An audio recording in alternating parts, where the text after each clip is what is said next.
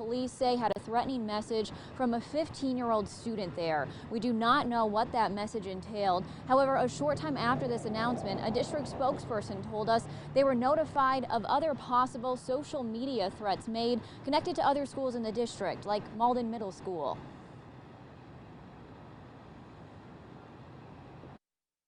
They might think it's a joke, but people don't take it as a joke, especially with shootings now. It's definitely not a joke. As for the student who police say was charged with all of this, he was taken into custody this morning and charged with student threats. In Greenville, Melanie Palmer, 7 News. The district spokesperson said they do take all threats seriously, whether they're credible or not. Also breaking at this hour, the South Carolina Department of Transportation is planning to remove the final 5 miles of the chute on I-85. This is all you'll remember part of that widening project in Cherokee County. Well, SCDOT officials say the final project is more than 2 weeks ahead of schedule, and the work will be done between mile markers 86 and 91. A person has died after they were hit by a car in Greenville County. Highway Patrol says it happened Saturday night on Wade-Hampton Boulevard. Troopers say the driver was going south when they hit the pedestrian. The victim died there at the scene, and we still don't know their name. But we'll update you as soon as we learn more.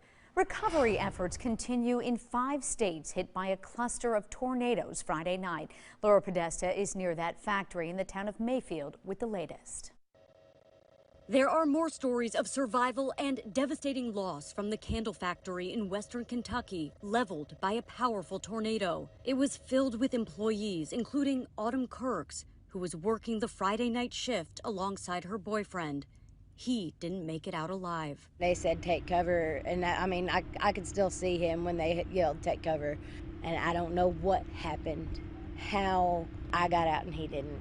That tornado was one of several that ripped through the Midwest over the weekend, killing dozens. Kentucky was hardest hit. Our state was hit by at least 4 tornadoes. One stayed on the ground in Kentucky for at least 200 miles, devastating anything in its path. Our best count for confirmed deaths are 64 Kentuckians. In the town of Mayfield, twisted sheet metal, downed power lines, and wrecked cars line the streets. Windows are blown out and roofs torn off buildings. It's just upsetting, to know that that's the town that you grew up in and everything, his memories is all gone. This entire neighborhood in Mayfield is a shell of what it once was. Residents have pulled out belongings that could be saved, but there are no homes for them to go back to.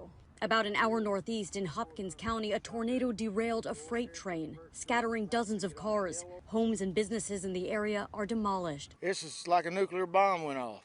Across Kentucky, tens of thousands of people are without power.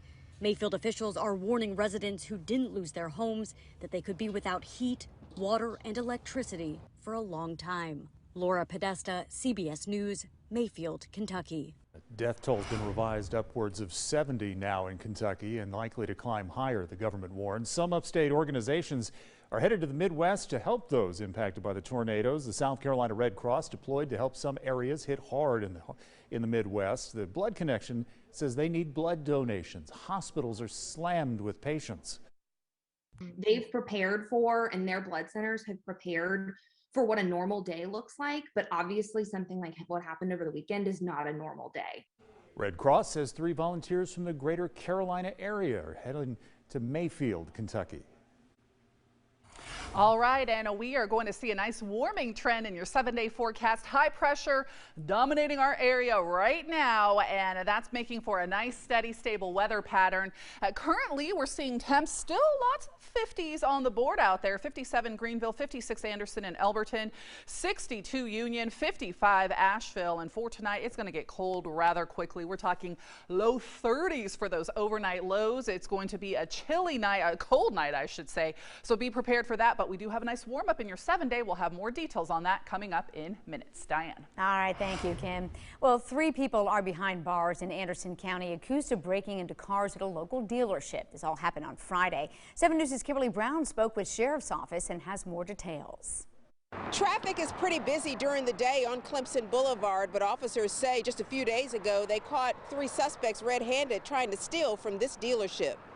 The police report shows that Shannon Ashworth, Andretti Goss, and Rodriguez Watson were arrested around 3 a.m. Saturday morning at the Piedmont Honda on Clemson Boulevard.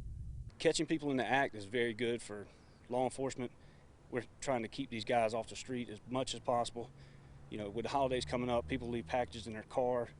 You know, if we can stop people from breaking into their cars, that's positive for us. Piedmont Honda has a security system in place equipped with infrared capabilities. When the suspects stepped on the property after hours, the system announced that they were being recorded and instructed them to leave the property. Police report also shows that the surveillance company operator witnessed the suspects pulling content from multiple vehicles. Speedy response over there. They get out with 3 individuals who were in the parking lot. It's unsure if they were actively breaking into cars, but they were observed breaking into several vehicles. A spokesperson with the dealership tells 7 News that the suspects were stealing radios, deputies using this incident as an opportunity to remind people to secure their belongings. If you're going to leave stuff in your car, at least hide it. We recommend you take all your valuables out of your car, make sure you lock your doors. You don't want to be an easy target for a would-be criminal. All 3 suspects are charged with breaking into motor vehicles. One person in the trio also charged with receiving stolen goods. Anderson County Sheriff's Office tells us this is an isolated incident, but they do encourage people to lock their doors and to take their valuables out of their cars. Reporting from Anderson, Kimberly Brown, 7 News. Now, the dealership surveillance system warns trespassers that they are being recorded, as Kim mentioned, and to leave the property immediately.